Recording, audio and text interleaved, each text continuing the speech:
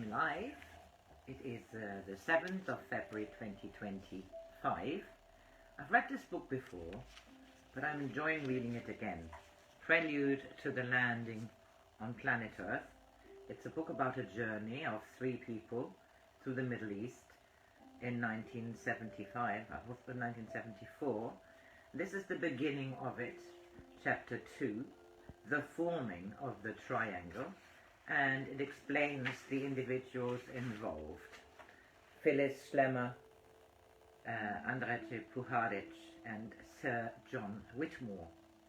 I stopped here whilst Stuart Holroyd is accounting how he met Puharich and so on.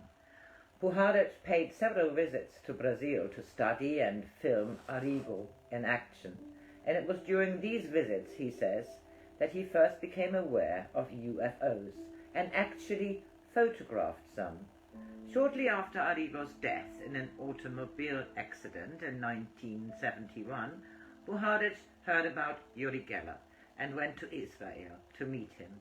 He later brought Geller to Europe and the United States for investigation by scientists, and he reports having witnessed phenomena that make the famed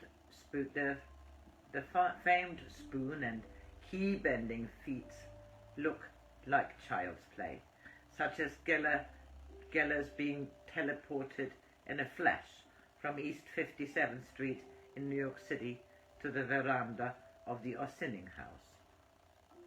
Depending on your point of view, Puharich's career as a psychic investigator may look like a process of preparation for his extraordinary ambassadorship, or one of gradual decline of sense and judgment. One fact that may favor the former view is that the motive of the cosmic connection has come through apparently independently of Puharich in several of his investigations of these remarkable psychics. Geller hypothesized that his powers had been invested in him by extraterrestrials, and that as a child, while playing in a garden, he had been struck unconscious by a blinding ray of light emitted from the head of an immense figure that had appeared. To almost any other psychic investigator but Puharich, such a claim would have seemed preposterous, but by the time he met Yuri, Puharich had had some experiences of UFOs and had some communications with an alleged cosmic intelligence through the mediumship of Dr. Vinod. In 1952, Dr. Vinod had channeled a series of strange communications full of complex scientific and mathematical concepts which purported to come from the Nine. On a visit to Puharich's research laboratory in Maine, this Indian sage and psychic went into a trance and suddenly started speaking in a voice totally different from his own. The communications began, calling, "We are 9 principles and forces, personalities if you will, working in complete mutual implication. We are forces, and the nature of our work is to accentuate the positive, the evolutional, and the theological aspect of existence. We propose to work with you," addressed to Puharich, "in some essential respects. We want to begin altogether at a different dimension, though it is true that your work has itself led up to this. We have designed to utilize you and thus to fulfill you. Peace is a process and will be revealed only progressively. You have in plenty the patience which is so deeply needed in this magnificent adventure. But today, at the moment of our advent, the most eventful and spectacular phase of your work begins." These communications, which were never published, continued for many months, but terminated when the attendant group split up and Dr. Vinod returned to his home in India. That was nearly 20 years before Puharich met Geller, and 22 years before regular communications with the Nine were resumed. And in the interim, Puharich's research work did indeed become increasingly spectacular, though some who would use the word would intend it pejoratively. Meanwhile, he continued his more orthodox scientific work and consolidated a reputation as an innovator in electronic medical technology, thus maintaining the respect of his scientific peers, despite his eccentric incursions into dubious peripheries of the paranormal. But through his involvement with Geller and the publication of his book on him in 1974, he went right out on a limb, apparently deserting science for science fiction, declaring publicly that he and Yuri had been in direct contact with an extraterrestrial civilization and were the appointed harbingers of a forthcoming mass landing of UFOs on Earth. The message, however, didn't get across, even though Yuri became internationally celebrated for his psychokinetic feats. If it was a PR operation by extraterrestrials, the Geller episode was misconceived and mismanaged, for people failed to see the connection between paranormally bent cutlery, space beings, and the role of a man and the planet Earth in the cosmic scheme.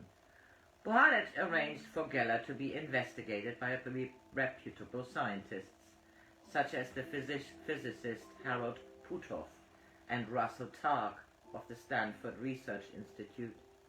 Both in Europe and America, and through a number of distinguished men, were impressed and prepared to attest to Geller's paranormal powers. They were understandably skeptical about his claims as to whence those powers derived. Geller became disillusioned and headstrong, and in 1974 he and Puharich went their separate ways. The cosmic connection, it seemed, had been severed.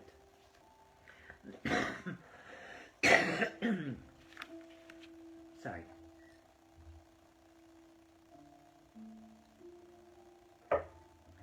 Knowing about Puharich's work in medical technology and his investigations of the healing work of Arrigo, and knowing from her conversations with him when they had met that he would be interested in the case, Phyllis sent Andrija the photographs Bobby had taken of Reg's arm before and after his attempt to heal the burn.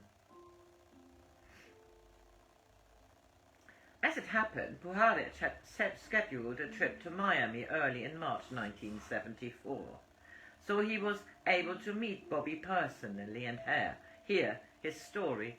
It was a routine procedure in Puharich's investigations of psychics to put them into her hypnotic regression in order to see if any information could be gleaned from their subconscious as to the source of their paranormal abilities. He did this with Bobby in the presence of Phyllis, and although Bobby had never been under hypnosis before, he immediately went into a trance state and began to channel coherent intelligence of a kind that amazed them both. Though the conscious Bobby knew nothing of Puharich's erstwhile cosmic colleagues, the entranced Bobby became spokesman for an extraterrestrial that identified itself as Korean, which it later transpired was the name of a civilization and not an individual. "There will be a time we will be many on your earth," announced Korean. "We wish to be welcomed when we come. We wish to come. We bring no harm. We have come before. We feel the earth people cannot accept us, accept what is happening. We have chosen some as channels. Your people have to see to believe." Bobby, they learned, was one of the chosen channels. He had been led to Phyllis because, with her psychic diagnostic experience, she could guide his healings. But he was not strong, and in order to enable him to channel the energies required for healing, his physical body needed to be specially treated and equipped. That information particularly interested Phyllis. because in her psychic development class, some days before, she and some other members of the class had witnessed a weird phenomenon. It had looked as if wires were being inserted into Bobby's neck and throat. "Did we see it right, Korean?" Phyllis asked. "Was it an electronic circuit?" "In your terms, yes," the voice answered. "This is what it was. He is being, as you call it, wired." Andrija asked, "Can you estimate how much longer it will take to completely heal his physical body and prepare his conscious and unconscious mind to be your servant?" This brought a gentle rebuke from Korean. "He is not a servant. He is a channel we shall work through." Andrija apologized for misconstruing the relationship, but asked another question. "Can you in any way indicate what the purpose of your landing will be, so that we can better understand and prepare man for that event?" Korean replied, "Man is confused. The earth is in great trouble. We have come with love to help. It will be difficult for you to prove to your man of our existence. There will be many things occur prior to our coming, and at our coming as proof, so that we may be allowed to help. Bobby is one. There will be many who will not believe. You must help find a way to prove to them we come with love. And there have been many times we have tried and failed, for man does not believe only what he can see.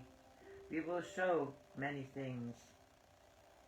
Andrija and Phyllis were instructed to proceed cautiously with Bobby, not to tell him all at once about the source of his powers and the nature of the task that was being performed through him.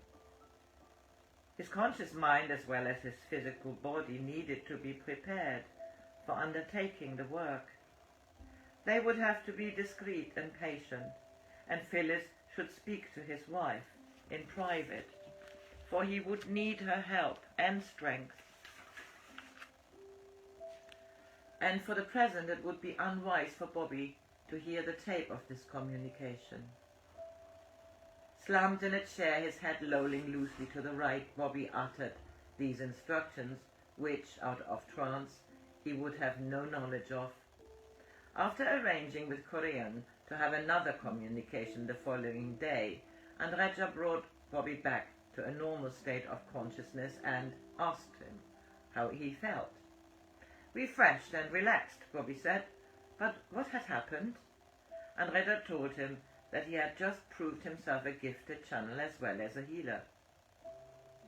Both Phyllis and Andrija were concerned about the instruction not to tell Bobby the whole story at this stage, and they spent some time that night discussing the ethics of this. They came to the conclusion that they should go along with the request, at least for a short time, and see what happened. Andrija, Phyllis noticed, was both impressed and eager to continue. He said that it was as if Bobby was taking over when Yuri had left off. In the last communications channeled by Yuri from the space people, they had started giving information about their proposed landing. So they told Bobby that in trance he had functioned as a channel for an intelligence that they couldn't at present identify, but that could possibly be from another world. Bobby was excited and keen to continue working with them, and there were some questions he would like them to ask on his behalf. The first concerned his fear of death. He had had a conviction for so long that he couldn't remember how and when it started, that he would die on his 30th birthday, which would be on the 18th June next. One night he had dreamt very specifically that he would die in a green car with a brown interior. He was so convinced that his fate was so predetermined that he would do crazy things, like walk blindly across a busy highway, convinced that nothing could kill him until the appointed day. His belief was only strengthened when his wife inherited a green car with a brown interior. When the three assembled the following evening, Andrija began, after putting Bobby in trance, by asking about this conviction and fear of his death. Korean answered that he would not die in a physical sense. He will be healed.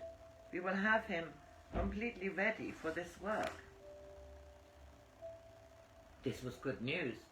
It was more a question of being reborn than of dying. I think we can explain that to him satisfactorily, said Andrija. But there was a second question. Bobby wanted to know why he had been chosen as a healer. Rather incoherently, Korean explained, "We chose many years. His life will change, a new life, a continue of life in his next age. He was chosen before. He will soon understand and know. He was with you before." This was the first intimation of a fact that was to be repeated frequently in future communications, that the group that was convening for the present enterprise had worked together in previous incarnations.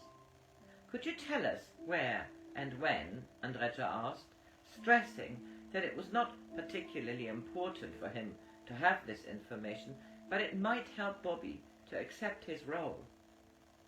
"We feel at this time his consciousness would not accept the truth," Korean answered. "He's not really his consciousness, would only be more confused to know of when he was with you before."